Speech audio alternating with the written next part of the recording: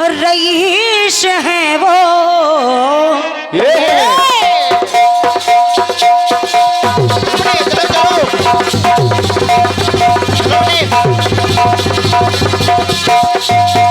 क्या बात है।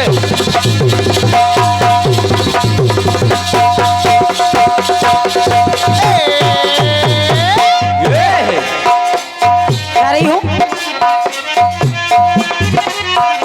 गाया है किसी गायक ने और बहुत अच्छे तरीके से गाया है, लेकिन अरे जो खानदानी रईस है वो। बॉबी भाई साहब, आपको तो बुरा लगना ही नहीं चाहिए। जब उनको बुरा नहीं लगा तो आप किस बात से दुखी हो? ऐसे हंसते रहा करो राजा हरिश्चंद्र की तरह। तो जो खानदानी रईस है वो। और बाबू भैया अरे मिजाज रखते के मिजाज रखते हैं नरम अपना। मेरे भैया अरे जो खानदानी रईस हैं वो मिजाज रखते हैं नरम अपना।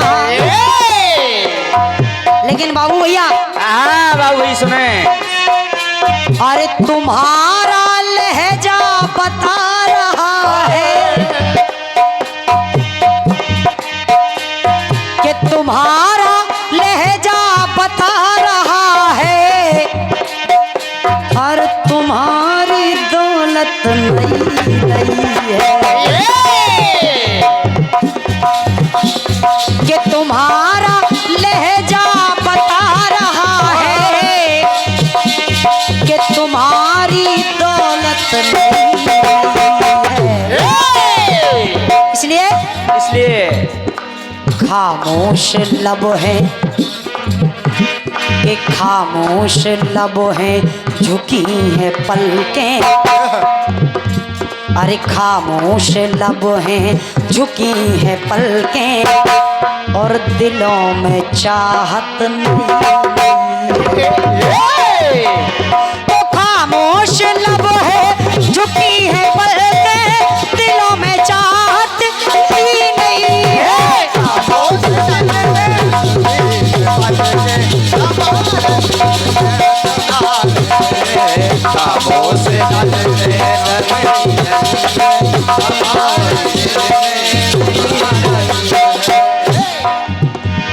आइए अपनी ओर से कह रही हूँ, हमारी माताएं बहनें बैठी हैं तो सुबह की वेला में मैं एक गीत पढ़ रही हूँ और ये स्पेशल आपके लिए है। भाइयों के लिए तो मैंने पूरी रात गाया है, लेकिन ये स्पेशल आपके लिए है। हमारी भाभियाँ हैं और हमारी बहनें हैं और हमारी बुआ जी भी विराजमान हैं, तो सुनिएगा।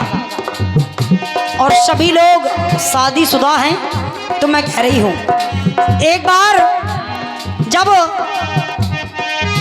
सत्यवान के प्राण हर करके यमराज जी चल पड़े, सावित्री पीछे पीछे।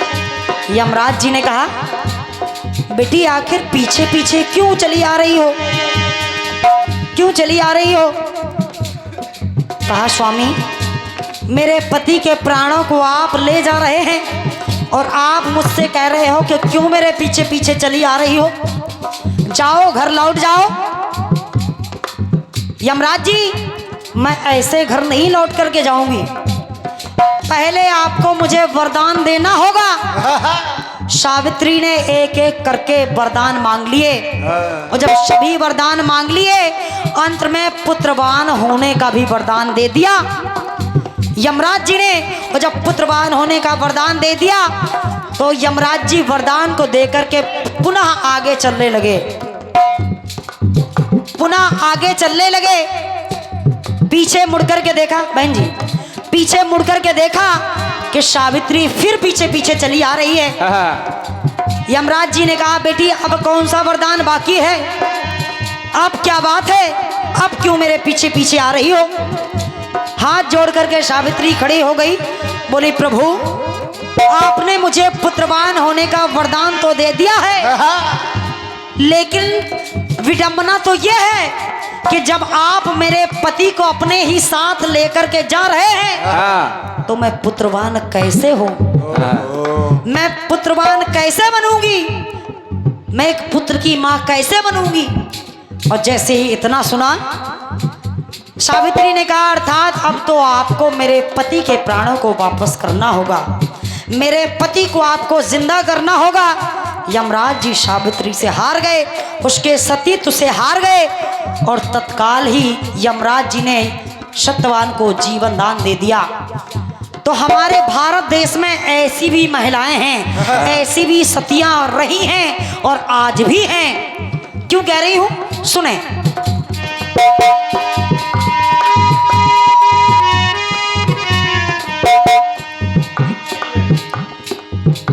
क्यों कह रही हूं, अरे जो लड़के यम से पति जिला दे,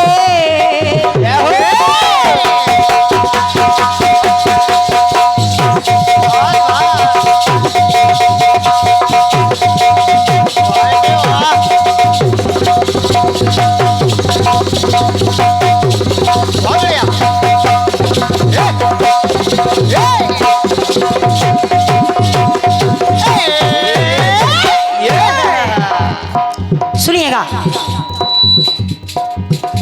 तो जो लड़के यम से अरे पति जिला दे तो वो नारी शक्ति कहाँ मिलेगी। अपने भारत देश के अलावा कहीं नहीं ऐसी शक्ति है और ना किसी देश में आज तक ऐसी सतियां उत्पन्न हुई हैं, ऐसी सतियां आई हैं। सिर्फ अपना भारत देश ही एक ऐसा देश है जहां पर ऐसी ऐसी महान सतियां पैदा हुई हैं, आई हैं, जिन्होंने अपने सतीत्व के बल पर अपने पति के प्राणों को यमराज के चुंगल से वापस छुड़ा लिया। सुनिएगा, तो जो लड़के यम से पति जिला दे तो वो नारी शक्ति कहाँ मिलेगी। और अरे परम पिता को शिशु बना दे। कौन?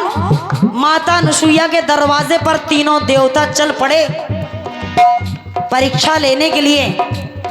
तो अपने सतीत्व के बल पर माता अनुसुईया ने उन तीनों देवताओं को 6-6 महीने के नन्हे नन्हे बालक बना दिए। ऐसी सतियां कहां? केवल अपने भारत देश में, इस भारत की भूमि पर। तो परम पिता को शिशु बना दे, अरे परम पिता को शिशु बना दे तो वो नारी युक्ति कहाँ मिलेगी। अरे परम पिता को शिशु बना दे वो नारी युक्ति कहाँ मिलेगी। परम पिता को शिशु बना दे वो नारी युक्ति कहाँ मिलेगी। परम पिता को शिशु बना दे वो नारी युक्ति कहाँ मिलेगी। पहली पंक्ति सुने, चाय का भी आप आनंद लेते रहें, लेकिन मैं आप अपनी पंक्तियों पर भी ध्यान चाहूंगी। आदरणीय दादाजी सुनना, के सतीत्व का दम है जगने जाना तो वो तेज दिन कर निकल न पाए। वो तेज दिन कर निकल न पाए, वो तेज दिन कर निकल न पाए। सती सांडली ने भी सूर्यदेव को रोक दिया था कि सतीत्व का दम है जगने जाना वो तेज दिन कर निकल न पाए। और सतीत्व का बल दिखा सिया को, तो सतीत्व का बल दिखा सिया को। नाम बता दीजिए दादाजी। ये 21 पतुंद्राएं सम्मानीय आदरणीय हमारे चाचा जी, सम्मानीय श्री कृपाल चाचा जी, आपके कार्यक्रमों से ये 21 पतुंद्राएं आई हैं। बहुत बहुत धन्यवाद है। सुनिएगा, अरे सतीत्व का बल दिखा सिया का, वो देव अग्नि जला न पाए। देव अग्नि जला न पाए, देव अग्नि जला न पाए। लेकिन एक सती और मिली। बुआ जी, बुआ जी, बुआ जी बातें ना करें, बातें ना करें। एक सती और मिली, सुनिएगा। अरे जो झूठे बेरों को भी खिला दे। जय हो। कौन? माता शबरी। के जो झूठे बेरों को भी खिला दे, वो अतिशयोक्ति कहाँ मिले। अरे जो लड़के यम से पति जला दे, वो नारी शक्ति कहाँ मिले। लड़के तुमसे पति जला दे, वो नारी शक्ति कहाँ मिलेगी। जो लड़के हमसे पति जला दे, वो नारी शक्ति कहाँ मिलेगी। और अरे पड़ी थी जंगल में बन के पत्थर। किसके लिए? अहिल्या के लिए। तो पड़ी थी जंगल में बन के पत्थर, और अहिल्या के लिए तो पड़ा हरि को स्वयं है आना। पड़ा हरि को स्वयं है आना, पड़ा हरि को स्वयं है आना।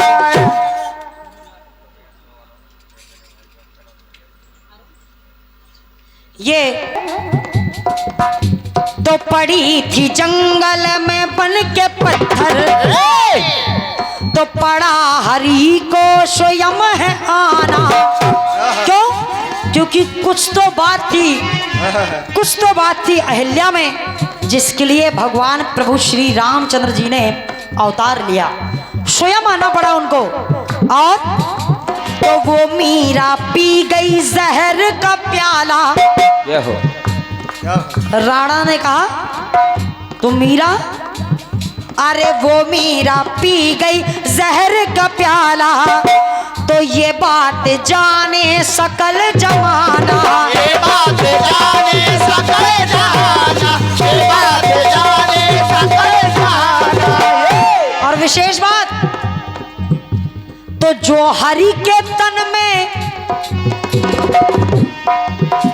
अरे जो हरि के तन में खुद को समा दे। एक पत्थर की मूर्ति में,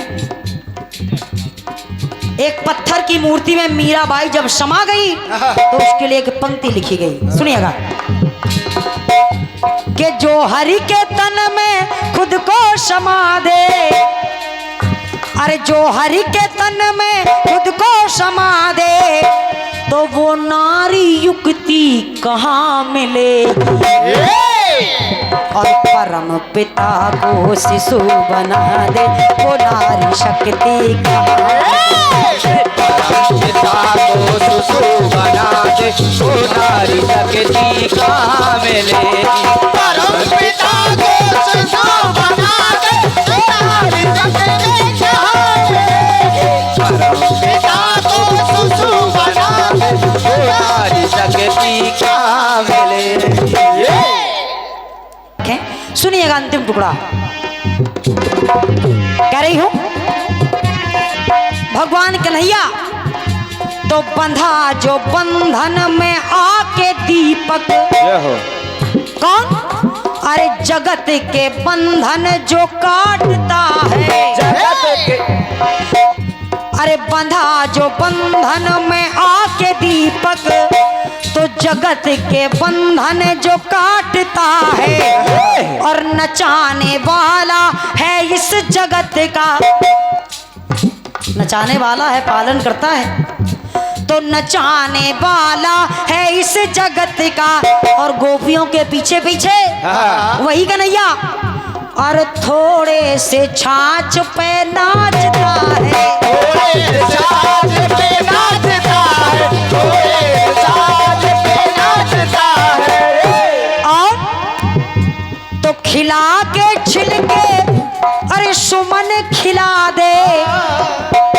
विदुरानी ने जब अपने घर पर कन्हैया को केले के छिलके खिला दिए तो भगवान कन्हैया मुग्ध हो गए। ये पता ही नहीं है कि हम केला खा रहे हैं कि छिलका खा रहे हैं। इतने प्रेम में इतने भाव विभोर हो गए भगवान कन्हैया। तो खिला के छिलके सुमन खिला दे, अरे वो नारी भक्ति कहाँ मिलेगी। और एक पंक्ति और इस कलयुग से लेकर के चल रही हूं। एक ऐसी माँ कैसी, तो ललन को जो देश हित लुटा दे, उस माँ का नाम है पन्ना धाय। जब राजा के पुत्र पर शत्रुओं ने चढ़ाई कर दी तो उस पन्ना धाय जो राजदाई का कारभार संभालती थी राजा के दरबार में, उसको पता चला राजा की सिर्फ एक ही संतान थी और पन्ना धाय की भी एक ही संतान थी। पन्ना धाय को पता चला कि आज राजा के बेटे के ऊपर राजा के शत्रुओं ने चढ़ाई कर दी है और आज वो इसको मार डालेंगे। तो उस पन्ना धाय, उस राजदाई ने किया क्या, अपने पुत्र को राजा की लड़के की सेज पर लिटा दिया और राजा के पुत्र को एक साइड कर दिया। और जब एक तरफ कर दिया तो देखिए वो शत्रु आए और उन शत्रुओं ने राजा का पुत्र समझकर के उनके टुकड़े टुकड़े कर दिए। वहीं पर एक माँ पन्ना धाय खड़ी है और वो देख रही है अपने पुत्र को कटते हुए। आज भी ऐसी, इस कलयुग में भी ऐसी सतियां हुई हैं, ऐसी नारियां हुई हैं। सुनिएगा,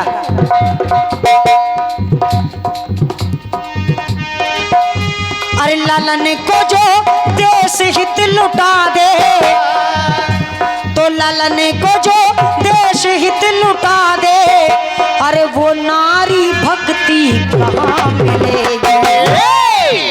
और जो लड़के यम से पति जला दे, वो नारी शक्ति जो लड़के यम से पति जला दे, वो नारी शक्ति कहाँ मिलेगी। जो लड़के यम से पति जला दे, वो नारी शक्ति कहाँ मिलेगी। अरे जो लड़के यम से पति जला दे,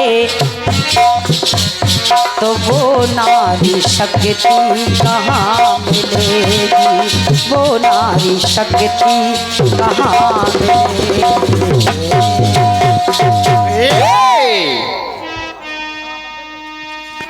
आइए कार्यक्रम विराम की ओर है, तो मैं चाहती हूँ सभी लोग